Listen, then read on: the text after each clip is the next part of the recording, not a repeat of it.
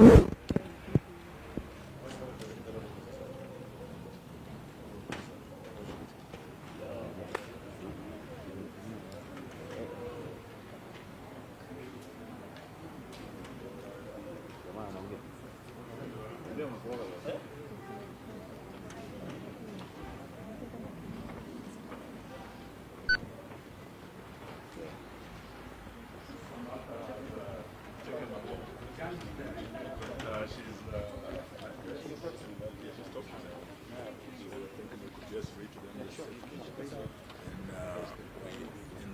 and JB to make a few comments.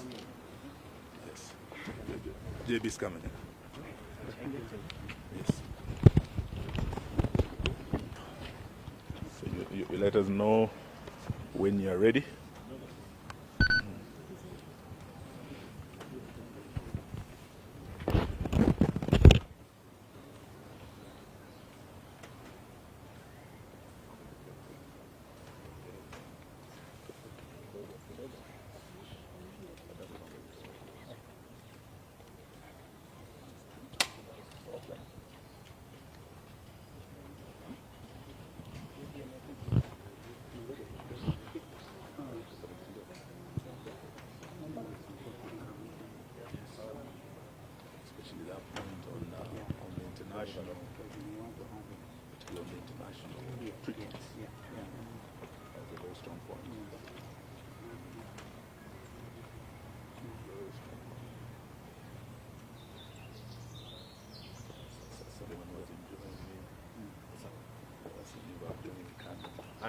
When you're ready, we're ready. Wearing Gideon's color. Yes. Oh, we can start? Yeah. Okay. Yes, I think he'll join us. So thank you very much, ladies and gentlemen of the press. We have a press statement here by the United Opposition on the escalating human rights violations and political intolerance in Kenya and the region. We, the United Opposition, stand before the people of Kenya and the international community, gravely alarmed by the heightened descent of our beloved nation into a state of repression, lawlessness, and political persecution. Despite our persistent calls to end arbitrary arrests, abductions, gross violation of human rights, and extrajudicial killings, the Ruto administration seems to be on a race to the bottom, that is to anarchy. In recent days, the country has been plunged into a disturbing pattern of political repression and targeted violence.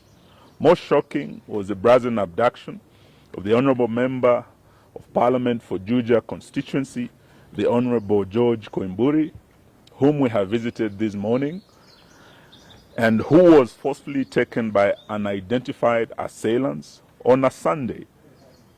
He had gone to church, only to be later found tortured and dumped in a coffee plantation somewhere in Kiambu, literally fighting for his life. The horrifying incident is not isolated. It's part of a chilling trend where elected leaders and citizens, particularly Gen Zs, aligned with the opposition, are being systematically targeted to silence any dissent against this regime. In Kakamega, what was meant to be a peaceful homecoming for our colleague, Honorable Cleophas Malala and the supporters of the DCP party, was quickly turned into a war zone as police deployed excessive force, including live ammunition, to disperse opposition supporters. A few days before, the same cruel pattern faced innocent, peaceful citizens in Bungoma protesting against the grabbing of the Nzoia Sugar Company.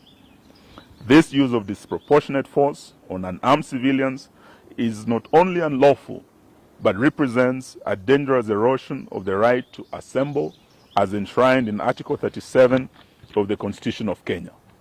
Moreover, we have repeatedly raised the alarm over the state-enabled culture of impunity, where political hooligans are mobilized to disrupt opposition events violently.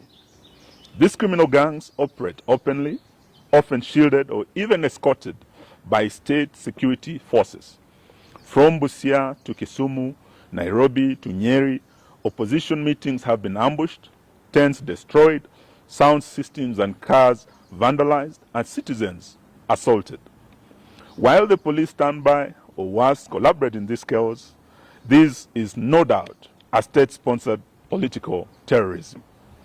We also condemn, in the strongest terms possible, the murder of 2 Catholic priests, Father John Minor, who had just recently hosted the second deputy president. We also condemn the death and murder of Father Alois Cheriot Bet, who had also been paid a visit by DCI officers, only to be murdered shortly thereafter.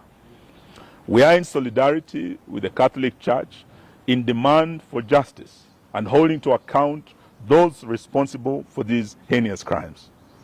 These violations are not only gross violation of the Kenyan Constitution, but also a violation of the African Charter on Human and People's Rights and other international rights statutes, including the Universal Declaration of Human Rights 1948, to which Kenya is a signatory, the International Convention on Civil and Political Rights, ratified by Kenya as far back as 1972, the African Charter on Human and People's Rights, which enshrines the right to liberty, assembly, and freedom of expression. These legally binding instruments obligate the state to protect, not to persecute, any of its citizens without exception. We are deeply disturbed by the growing role of private sector enablers in this crackdown. We call out telecommunication companies, in particular Safaricom, which may have turned a blind eye, or worse, actively collaborated with the regime in surveilling, tracing, aiding, and abducting of these citizens. We demand that they publicly account for the data they provide to security agencies and affirm their commitment to protecting the rights and privacy of their customers. We equally put on notice all political and business elites, those who fund the goon squads, those who lobby for the maintenance of tyranny, and those in the diplomatic community who remain silent as Kenya burns. History will remember your complicity. To the Kenyan people, we say, do not be silenced. The repression we face today is not just about politics. It's about the very soul of our nation. When voices are muted through fear, when leaders are abducted in broad daylight, and when bullets are fired at peaceful gatherings, the silence of one becomes the silence of all. We urge every citizen, civil society groups, religious leaders, and international allies to stand in solidarity with us in demanding, 1, an immediate cessation of politically motivated violence and abductions, enforced disappearances, and extrajudicial killings. 2, accountability for the telecos and private actors enabling illegal surveillance, tracking, and data breaches. 3, an end to state-backed disruption of peaceful political assemblies. 4, the protection of constitutional rights, including the freedom of assembly, association, expression, and political participation. We would like to remind Mr. Ruto that he is not immune from prosecution for crimes against humanity, which includes abductions, torture, enforced disappearances, murders, gender-based violence, and other crimes. This is not a partisan issue. It's a matter of national concern and international concern as well. In fact, we want to declare it a national emergency. We will not relent until justice and the rule of law is restored and every Kenyan can live and speak without fear in this country. That's the end of our statement. Thank you very much. Any questions? I think it's very clear. It's a very clear statement. In fact, if you just carry it as it is, none of us here, because it's what we have discussed this morning, and those of us who have mothers just been here, Rigi G sent his apology. In fact, he was also here last night. And all the other friends are in solidarity with this statement. So I really think we shouldn't add anything unless it's something, a question. Oh, great. Tumemwona, sauti imeanza kurudi pole pole. And his wife is beside him. And we thank Karen Hospital for taking excellent care of him. You know, when you hear stories like Mheshimiwa abducted himself, you really want to pray for those people because they are evil. You see the tattered clothes and things. He's lucky to be alive. And so we have one instrument, Constitution of Kenya 2010. And all public officers, from William Ruto to the police constables, must know that be held accountable under the Constitution. Those rights are so clearly elaborated. And so we want to say shame on anybody who thinks a Mheshimiwa like this can abduct himself. And you want us police to believe your story? So I don't want to add. What do you speak to the National Police Service saying they are unaware of the abduction and they are investigating the video circulating online? And to add on that, They are investigating themselves. he's even called for a presser. Who? 2 p.m. Who? Douglas Kanja, the IG. Oh, He's poor likely to guy. repeat the same- Poor guy. If he repeats it, it's unfortunate. Yeah, there's an abduction squad. We go by what Rigathi Gachagua said last night. Special squad, you know, designed to make sure that there will be no opposition in Kenya. So let him issue a statement. But who will believe a policeman like Kanja today? Where his own people say, oh, Mheshimiwa abducted himself. And the man was almost dead. Okay, so, well, this is where it is. And we are not, by the way, Kenyans are very clear. Nothing will stop them from sending these people home. Are they not even on record saying, afadhali wajitetee because they know they'll go to prison? Well, the former Attorney General is here with us, immediate former. It's really, JB is with us.